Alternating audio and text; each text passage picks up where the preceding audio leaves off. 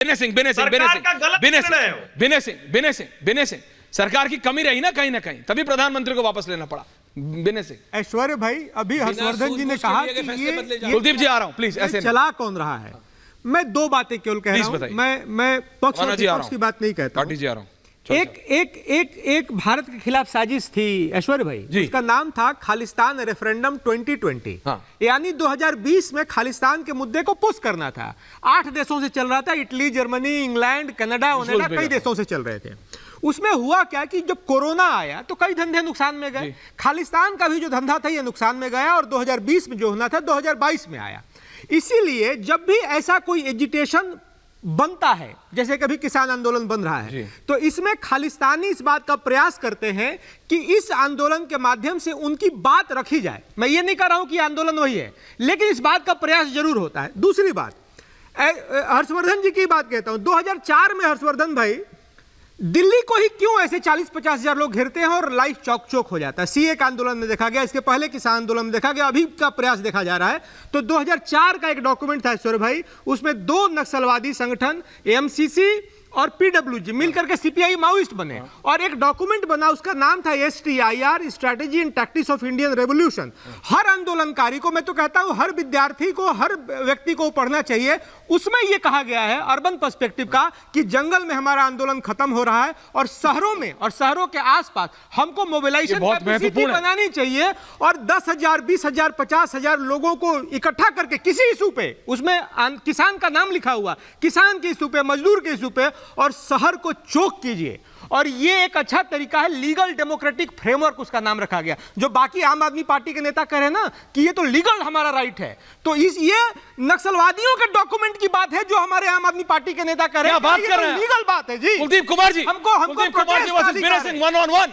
कुलदीप कुमार जी जवाब दीजिए की है। कुलदीप कुमार जी सीधा आरोप लगा रहे हैं आपके ऊपर। ये 2004 से 2024 20 साल का सीधा आरोप लगा रहे हैं कुलदीप कुमार। नक्सलियों का आइडिया इंप्लीमेंट, आपने नक्सल्स का ले लिया एजेंडा। कहा मैंने क्या कहा, इन लोगों को इस देश के लोकतंत्र से कोई लेना देना नहीं है, इस डेमोक्रेसी से कोई लेना देना नहीं है। ये संविधान को मानते नहीं हैं, संविधान की हत्या करने पे उतारू हैं, ये वोट की अहमियत जानते नहीं हैं, इसलिए इनके अनाप शनाप ये बातें करते हैं। मैं इनको कहना चाहता हूं, आप बताइए क्या आंदोलन करना, इस अपनी बात रखना, अपनी बात कहना इस देश में अधिकार नहीं है क्या? किसी को भी अपनी बात, अगर मुझे लगता है कि ये चीज ठीक नहीं है तो मुझे बात करने का अधिकार है। विपक्ष वाले भी करते थे, मोदी जी भी करते थे, सब लोग करते थे, कौन नहीं करता था? सब करते थे। लेकिन ये लोग आज जो हैं ये इस डेमोक्रेसी को खत्म करने पर उतारू हैं। और अभी देखा चंडीगढ़ में ऐश्वर्य भाई आपने, चंडीगढ़ में के मामले में सुप्रीम कोर्ट ने ऐसा तमाचा मारा, ये अपनी जीत बता रहे थे उसको, और वो जीत कैसी थी? वालिया साहब से की गई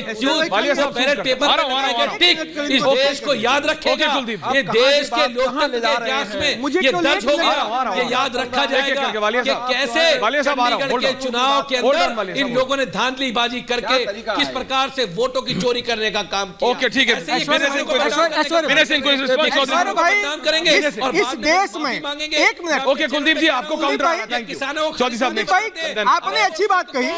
इस देश में हर एक व्यक्ति को आंदोलन करने का अधिकार है, लेकिन ऐश्वर्य भाई इस देश में दिल्ली के मुख्यमंत्री को अगर इलेक्शन कैंपेन शुरू करना है पंजाब से, इलेक्शन कैंपेन शुरू करना है पंजाब से, तो किसी खालिस्तानी के घर जाकर के रुकना नहीं चाहिए था।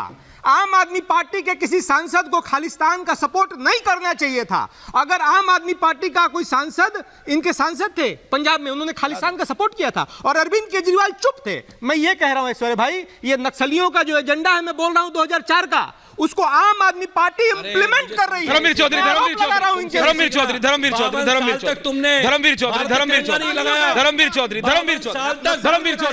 मल्टी कुलदीप जी प्लीज, अभी लोग बोले नहीं है, अभी वालिया साहब नहीं बोले। हाँ, धर्मवीर चौधरी, धर्मवीर चौधरी, अवाना साहब एंड वालिया साहब, थैंक यू। बोलिए चौधरी साहब। ऐश्वर्य भाई, चौधरी साहब, जो मैं इस आंदोलन के पीछे जो देख पा रहा हूँ, देखो पिछली बार जो आप भी गांव से आते हो, आंदोलन पिछली बार जो हुआ, आप भी किसान के बेटे हो। बिल्कुल किसान के बेटे हैं जी। इसका नेतृत्व करने वाले कौन लोग हैं ये देखना पड़ेगा। पिछली बार नेतृत्व कौन कर रहा था, वो नेतृत्व इस समय कहाँ है ये देखना पड़ेगा। और मुझे ऐश्वर्य भाई ऐसा लगता है कि इसमें किसान भी हैं और किसानों के साथ में कोई भी जायज़ती नहीं होनी चाहिए, लेकिन जो उपद्रवी तत्व हैं उनके साथ में सरकार को सख्ती से निपटना चाहिए, आइडेंटिफाई करना चाहिए।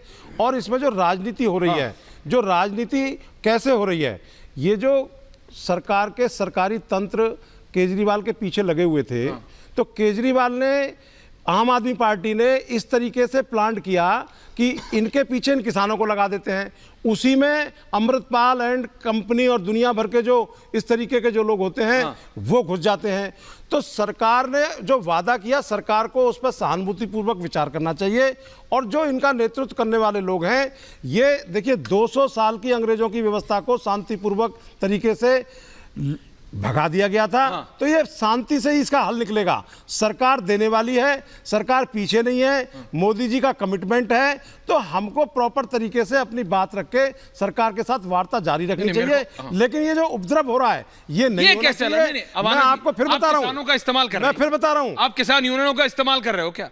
आप और समाजवादी पार्टी और कांग्रेस मिलकर, सच सच बता दो आज। भैया मैं ये बताना चाहूँ, भैया क्या करेगा उसमें? ऐश्वर्या भैया मैं ये बताना चाहूँ कि अभी भैया कह रहे हैं ये खालिस्तानी मूवमेंट, भाटिया जी, राहुल जी और वालिया जी, 3 लोग। हाँ, ये खालिस्तानी मूवमेंट हो रही है।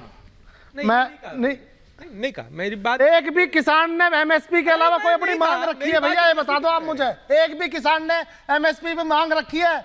ये वही सिख हमारे भाई हैं जिन्होंने अपने शहजादे कुर्बान कर दिए थे देश के लिए। ये वही सिख भाई हैं जिन्होंने जब आपकी सरकार ठप हो गई थी, इन्होंने लंगरों में वालिया जी की जगह विनय सिंह ऑक्सीजन बांटे थे। आप तो ये तो आप पोखलेन लेके स्टूडियो में घुस जाएंगे, आप बुलडोजर लेके स्टूडियो में आ जाएंगे। आप स्टूडियो में कैसे हैं? पोखलेन लेके आए हैं? सरकार जाने क्यों नहीं दे रही किसानों को अंदर? अरे तो आप पोखलेन लेकर आओगे तो रोकेगा नहीं गार्ड आपको? सही चलेगी। अब मैं आनाशाही दिल्ली में लोग रहते हैं। अब आता हूँ यूपी के मामले में, जो ऐश्वर्या भाई आप आराम से बोलिए, साहब सुनिए आराम से। अरे दिल्ली में जो ट्रक आते हैं उनका भी नो एंट्री है जी दिल्ली का। भैया एक मिनट अब साहब, ऐश्वर्या भाई हमारी सुन लो आप। खदान है दिल्ली, फिर रोक क्यों रहे हैं? उन्हें आने दो। जब अपने सूट बूट के सरकार रोज 14 लाख करोड़ रुपए माफ करना, हरियाणा से लाखों लोग आते हैं। एमएसपी दिला दो किसान है दिल्ली में, हरियाणा से रोज और पंजाब से लाखों लोग आते हैं। सबसे पहले जो रोका जाता है, सबसे पहले पोखरण और पहले ऐश्वर्या भाई ने कही, मैं ये पूछना चाहता हूँ, जो हमारे उद्योग, पॉइंट रखो विनय सिंह, एक पॉइंट रखिए। वालिया जी को रखिए प्लीज। भैया वालिया जी बोले नहीं है, भाटिया जी वाले जी बता रहा हूँ। भाटी जी आ रहा हूँ। जब हमारे यहाँ पे नोएडा का वो हुआ था ऐश्वर्या भाई, बड़ा मेरा सीरियस, बोलिए सीरियस। उसमें नोएडा अथॉरिटी ने सीरियस बात हो रही है और क्या मजाक हो रहा है? ये करार किया था कि जो भी हम किसान से जमीन लेंगे उसको सेक्टर में 5% की जमीन डेवलप करके तो देते तो है उसे 5% का कुछ कहते हैं। अभी रुक जाओ, जब हमारी सरकार ही, हमने सेक्टर के सेक्टर दिए। अच्छा, 7 साल में योगी जी की सरकार ने एक भी प्लॉट नहीं दिया। बड़े शांतिपूर्ण तरीके से हमारा धरना चल रहा है नोएडा अथॉरिटी के खिलाफ। 700 किसानों पर 307 लगाई है एफआईआर की कॉपी देख लो, ये देख लो आप। चलाया था 307 धारा, तानाशाही नहीं है क्या? कह रहे 23 तारीख को दिल्ली नहीं आएंगे, आओगे आप? 150 महिलाओं पर 307। आप रहने दो, कभी यहाँ पहुंचवाओ। क्यों ये तो मांग रहे हैं, ये भी खालिस्तान की मांग रहे हैं किसान नोएडा अथॉरिटी। वालिया जी कुछ कह रहे हैं, आपका पॉइंट समझा।